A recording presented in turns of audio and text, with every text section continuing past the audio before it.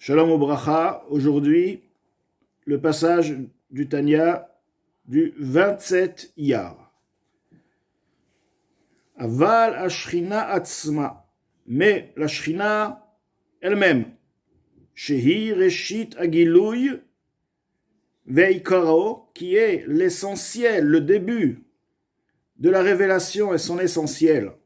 Mashe'en Sof Baruchu, ce que l'infini, béni soit-il, Meir laolamot, éclaire dans les mondes, Beprinat Gilouy, de manière révélée. Lorsqu'on dit donc la Shrina, ceci veut dire la révélation, puisque Shrina vient du mot Shochen, lorsqu'on réside quelque part, ceci veut dire qu'on est là-bas, mais on y est de manière révélée. On réside quelque part, c'est la résidence, c'est là où on est révélé.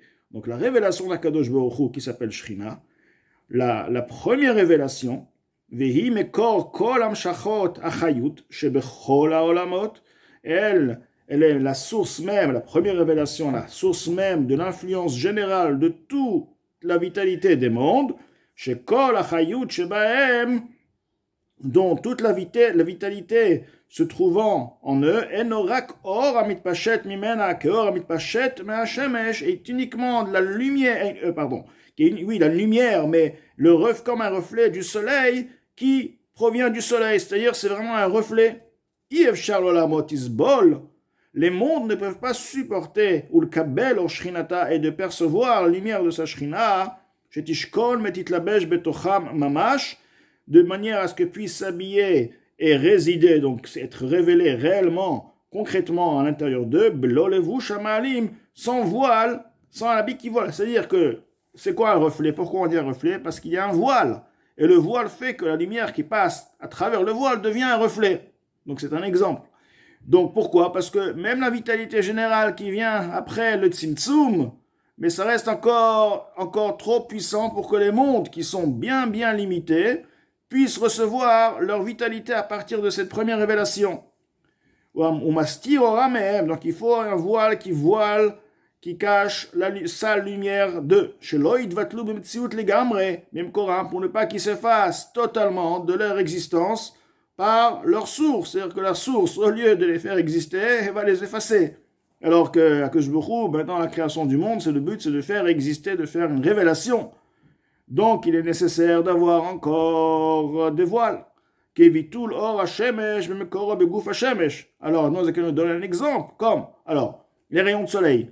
Le soleil lui-même, si les rayons proviennent du soleil et font des millions de kilomètres, forcément qu'ils se trouvent dans le soleil, dans le globe solaire. Maintenant, les rayons qui se trouvent dans le globe solaire, est-ce qu'on peut les voir? On ne peut pas les voir. Pourquoi? Parce qu'ils sont effacés dans leur source. Forcément qu'ils y sont dans le globe solaire, parce que si le soleil arrive à révéler à l'extérieur de lui, et de manière à ce que ces rayons traversent des millions de kilomètres et éclairent le monde, la planète, forcément que là où le soleil, dans la source même, les rayons, ils y sont. Mais dans la source même, ils y sont sans y être. C'est ce qu'on appelle effacé. Il y est, comme un serviteur, il existe, mais il est effacé devant son maître, au point que tu vois, à travers lui, tu vois son maître. Donc, les rayons du soleil, en étant effacés, ils n'ont pas une existence à part eux. Que il veut créer un monde qui a une existence, qu'on puisse voir, qui puisse être déterminé, et au point que dans ce monde matériel, l'existence, elle est tellement puissante qu'on peut même presque cacher la réalité, la source même. Donc, c'est pourquoi il faut, quelque part, pour que les rayons puissent éclairer, c'est uniquement s'ils ne se trouvent pas dans le soleil. Alors, de la même manière aussi, pour que la lumière, la vitalité puisse éclairer à partir de la révélation première qui englobe toutes les vitalités, il est nécessaire que cette vitalité produise des rayons. Elle produit des rayons, les rayons peuvent éclairer. Si elle produit la même qualité de lumière dont elle est même, elle ne pourra pas éclairer parce que ces lumières sont trop puissantes. Donc elle a besoin de produire des rayons. Comment elle va produire des rayons puisqu'elle-même n'est pas un rayon, elle c'est un soleil. Donc elle a besoin de faire ce qu'on appelle de mettre des voiles. Le voile, du fait qu'il voile, la lumière qui va passer, à travers le voile, sera tellement réduit qu'il est comparé à un rayon, et lui, effectivement, il pourra s'investir dans un monde, et de manière à ce que le monde puisse le percevoir et ne pas être effacé dans ça par la lumière qui le fait vivre, par sa vitalité. Donc, dans les mots, donc on explique quoi? Kevitul or hashemesh bimkoro beguf hashemesh she'en yireh sham. Dans le corps solaire, il n'est pas visible là-bas, orze, cette lumière-là. Rak etzem guf hashemesh bilvad, uniquement le corps solaire tout seul. Uma walevu shiuchal astira. Alors maintenant, très bien, donc on dit qu'il faut un habit. Alors, c'est quoi? De quel habit? Quel est l'habit qui sera approprié pour la voiler tout en laissant un rayon passer? Ou l'albisha est de l'habiller. Veloid batel bimtziut beora. Au point qu'il ne soit pas lui-même effacé. Parce que ici, on parle maintenant d'un habit, mais l'habit lui-même, qui est tellement proche à cette force, à cette lumière, à ce soleil, il va lui-même perdre son existence. Il va lui-même faire partie même du soleil de la révélation première. Donc, il ne sera même plus un voile. Alors, il faut avoir quelque chose, un habit qui puisse avoir le caractère d'un habit, d'un voile, sans s'effacer à la source. Alors, comment faire une telle chose? Alors, l'Admorazaken nous explique,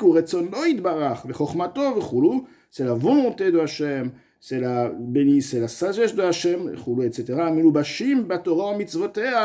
Qui sont investis dans la Torah et dans ces mitzvot. La Torah et les mitzvot, c'est quoi? Lorsque maintenant je vais manger kasher, je vais manger kasher. Pourquoi je mange kasher? Parce que Hachem, c'est la volonté de Hachem. La volonté d'Hachem s'investit dans cette mitzvah. Donc, dans l'étude de la Torah, c'est la sagesse de Hachem. Donc, cette sagesse et cette volonté qui remonte à la source, c'est la volonté de Hachem, qui se trouve dans tous les niveaux de la Chokhmah. À Niglit, là, nous-mêmes, celle qui nous est révélée, bien que c'est une Chokhmah qui est liée à la compréhension humaine, ou les vanenu et à nos enfants, de Oraita me Chokhmah nafkat, car on sait que la Torah provient du niveau de Chokhmah de Hatzilut. Donc, à l'origine, c'est Chokhmah de Hatzilut. Hi Chokhmah ilaha. C'est la Chokhmah suprême qui est plus élevée que le monde révélé. Le monde révélé, on a expliqué, c'est Malchut de Hatzilut. Le monde révélé, c'est Malchut de Hatzilut parce que c'est celui qu'on peut vraiment dire la vraie révélation, car ça apparaît de Malchut de Hatzilut, où la Chayut, la vitalité, est influencée au niveau inférieur, au monde inférieur. Donc, Chokhmah ilaha, tout de même, Chokhmah ilaha, c'est la sagesse de Hachem, et la Torah et la Chokhmah ilaha est une chose. Car lui, Akadosh Baruch Hu, il est sage, mais non pas par une sagesse connue, etc. Et comme il est expliqué plus haut, le Kaman, que la lumière infinie, béni soit-il, Melubash ou Miyuchad Bechokma ila, est habillé, unifié dans la Chokhmah suprême. C'est-à-dire que En Sof, maintenant on sort de toutes les révélations, on va maintenant dans le En Sof, au-delà de toute révélation, l'infini. Mais l'infini, béni soit-il, est habillé, il est unifié dans la Chokhmah. La Chokhmah, c'est pas l'infini, mais tout de même, il a un caractère spécial comme l'union de la Chokhmah il a avec l'infini. Vehu idbarach v'chokhmato echad. Lui, béni, donc le En Sof et l'infini font une chose, parce que lorsqu'on peut unir deux choses de manière à ce que l'union donne et influence l'autre côté. Donc, de la même manière, la Chokhmah, bien qu'elle n'est pas Ensof, mais du fait d'être unie par une union parfaite avec le Ensof, elle devient une chose avec le Ensof.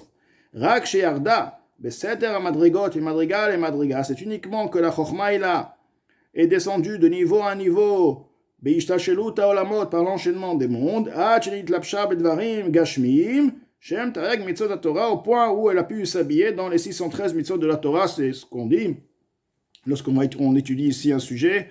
Mais le sujet ou la mitzvah qu'on fait, c'est quelque chose qui est très très très très très élevé. Ça descend de Chokhmah ilaha qui est unifié avec le Ensof. Donc on peut comprendre la source même de la Chokhmah, de la halacha. C'est quelque chose qui est très très, ça dépasse même la révélation qui crée les mondes. Donc la Admorazaken nous explique ici que quoi? Que la Torah et les mitzvot sont eux le voile qui va permettre à la lumière d'être influencée et de s'intégrer dans le monde, en deux mots. Donc la Torah et les mitzvot, englobe en eux la vitalité d'Akadosh Baruch Hu. Elle descend de niveau à niveau, de niveau à niveau, et dans chaque niveau, elle se révèle par rapport au niveau du monde où elle se trouve, et elle forme en même temps un voile pour permettre à ce que la lumière qui est en elle, c'est la lumière de la première révélation. Cette lumière qui est en elle, elle peut à travers elle engendrer un rayon, si on veut, et ce rayon va faire vivre le monde. Donc la Torah et les mitzvot, c'est, si on veut, l'outil pour pouvoir créer le monde. C'est ce qu'on dit qu'Akadosh Baruch Hu, il a regardé la Torah, il a créé les mondes. C'est quoi, il a regardé la Torah? C'est la Torah qui a investi en elle la lumière. Première révélation, c'est l'outil donc automatiquement avec lequel le monde fut créé.